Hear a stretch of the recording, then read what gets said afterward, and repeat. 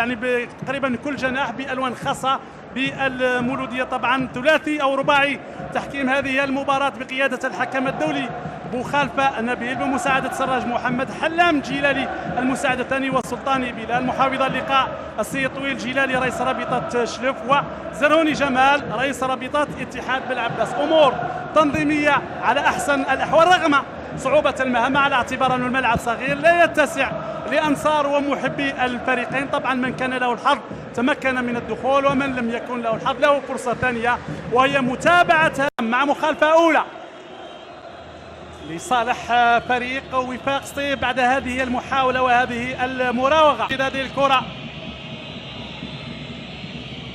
الحمرية تولت من هذه الكرة داخل منطقة عمليات، لكن تدخل الدفاع وابعاد هذه الكرة، ثم جيدو عبد السلام كورتو، بينما تبقى داخل منطقة نعيجي ينجح في توزيع هذه الكرة وتدخل الدفاع، تدخل الرفقاء، تمريرة ذكية هذه الكرة، ذكية هذه الكرة، بيزيد داخل منطقة عمليات ومرت من أمام الجميع، مرت هذه الكرة من أمام الجميع، وعودة الحمري لإنقاذ الموقف والحصول على التماس.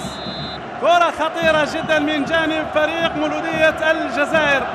المتابعة لم تكن ربما تلعب الحمري، وصل كرة يوقفها، مراوغ جيد ينجح في المراوغة يبحث عن التسديد، لكن تصطدم بالدفاع. ركنية مجموعة من اللاعبين داخل منطقة عمليات تنفذ حول الدفاع وإبعاد هذه الكرة مباشرة. كي هذه الكرة داخل منطقة عمليات تبقى لصالح المولودية، رأسية والهدف الأول لبيازيد.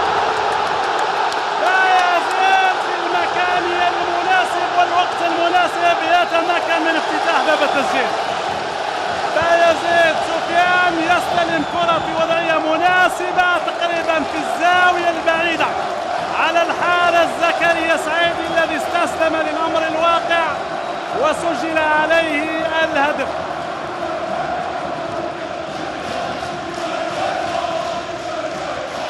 مسعود.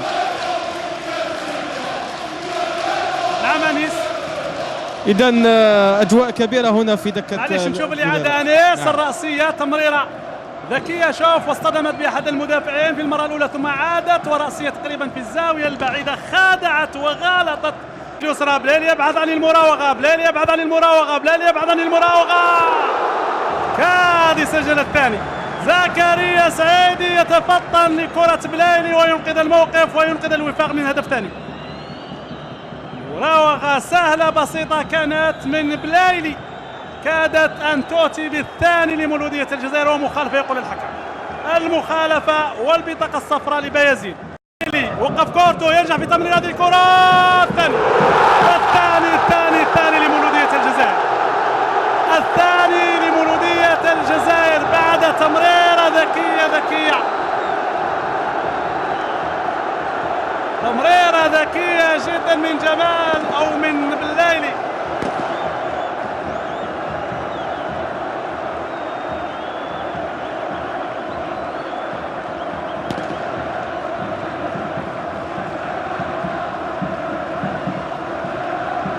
شوف وضعية تحليمية نقدر نقول مفاجئة في هذه الوضعية. شوف تمريرة وإضافة الثاني لفريق مولودية الجزائر.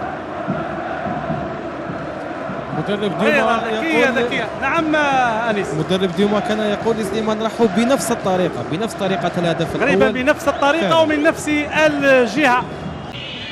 حمري يبحث عن المراوغة، يتحصل على الخطأ بعد اعتراض الطريق. ننتقل عدد كبير من اللاعبين داخل منطقة العملية، تنفذ هذه الكرة ماذا هناك،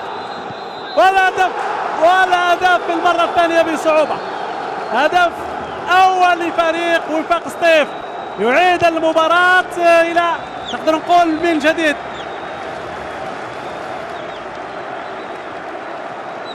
زغاد يتمكن من متابعة جيدة لهذه الكرة ويقلص الفارق في هذه الدقيقة 29 بعد مخالفة منفذة بطريقة جيدة، ولو أنه بدت وكأنها قد تكون تجاوزت الخط أم لا. على كل المتابعة تمت. كوليبالي سدد بقوة، توغل التسديد من بعيد وهدف التعادل. التسديد من بعيد وهدف التعادل عن طريق بوشامة صالح. وضعية مفاجئة من جانب بوشامة، يتمكن من معادلة النتيجة وتسجيل الهدف لوفاق سطيف أو أوكيل عمار، عفوا أوكيل عمار يتمكن. شوف وضعية مناسبة جدا ومخادعة من أوكيل، شوف ذا كامل وقته، سدد بقوة وبدقة على يسار الحارس لتيم، يتمكن من معادلة النتيجة وإعادة الأمور إلى بدايتها وإلى طبيعتها. أوكيل عمار لاعب السابق لمولودية. الحكم كان قريب مخالفة قريب جدا من يوسف بالليلي في هذه اللقطة، بينما سعيدي ما ينتظر من الحكم فيما أو 3 دقائق مرت حتى الآن من المرحلة الثانية. نفذ هذه الكرة داخل منطقة عمليات بصعوبة عن طريق سعيد عبد اللاوي، طبعا معذرة لأنه طاهر فتح الله ينفذ هذه الكرة، تعود مرة ثانية، ينجح في المراوغة، زيد يوزع الثالث عن طريق بليلي، راسية بليلي القائم الأول تقريبا بنفس الطريقة، يضيف الثالث والرابع في رصيده. يوسف بليلي في المكان المناسب، ركنية منفذة بطريقة جيدة، مررت للطاهر فتح الله، راوغ ووزع، وبالليلي استلم الكرة في ظروف مواتية واضاف الثالث لمولودية الجزائر.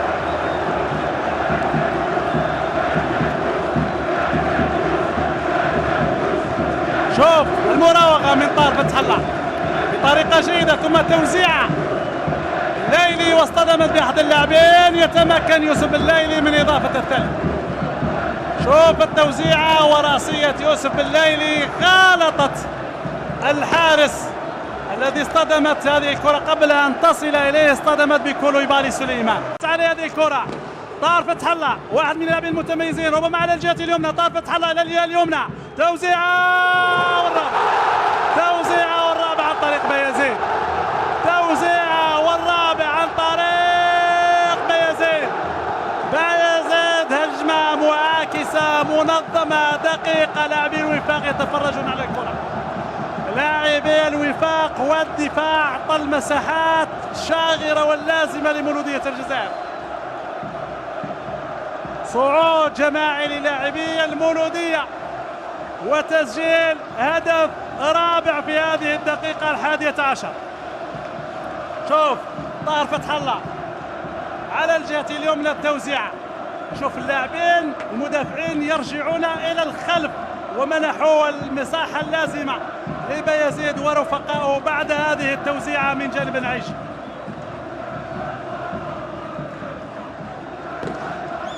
الخماسة ما يتمكنش من هذه الكرة، تمريرة ذكية هذه الكرة والثالث، ذكية هذه الكرة والثالث.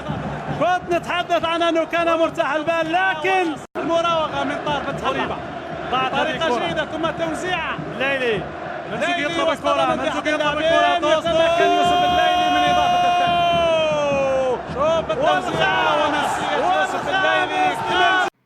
مرحبا